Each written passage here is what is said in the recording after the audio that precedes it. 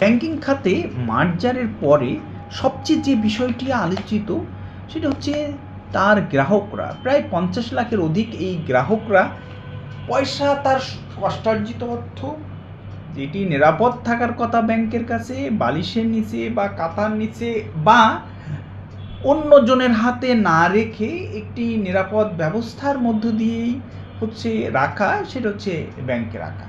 কিন্তু সেই টাকা, এর পরিমাণ কিন্তু কম না।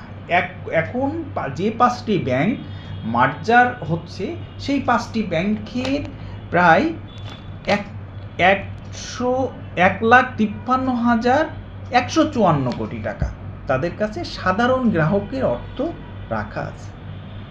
এখন এর প্রায় 76% অর্থ খেলাপি হয়ে গেছে। এর মধ্যে সবচেয়ে খারাপ অবস্থাতে হচ্ছে ফার্স্ট সিকিউরিটি ইসলামী ব্যাংক, গ্লোবাল ইসলামী ব্যাংক, ইউনিয়ন ব্যাংক। তুলনামূলক ভালো অবস্থানে এক্সিম এবং এসআইবিএল। এক্সিমের 48% তাদের খেলাপি ঋণ। এখন কথা হচ্ছে, এই যে 1,53,000 কোটি টাকা সাধারণ মানুষের কষ্টার্জিত অর্থ, এই টাকা আসলে ফেরত পাবে কিনা? যে প্রক্রিয়াতে এই ব্যাংক মার্জার হচ্ছে, বাংলাদেশের ফার্স্ট কেস স্টাডিজ, এই প্রক্রিয়াতে বাংলাদেশ ব্যাংক পরিকল্পনা করছে যে তারা ছোট গ্রাহকদের, তারপর আস্তে আস্তে অন্য গ্রাহকদের টাকা ফেরত দিবে।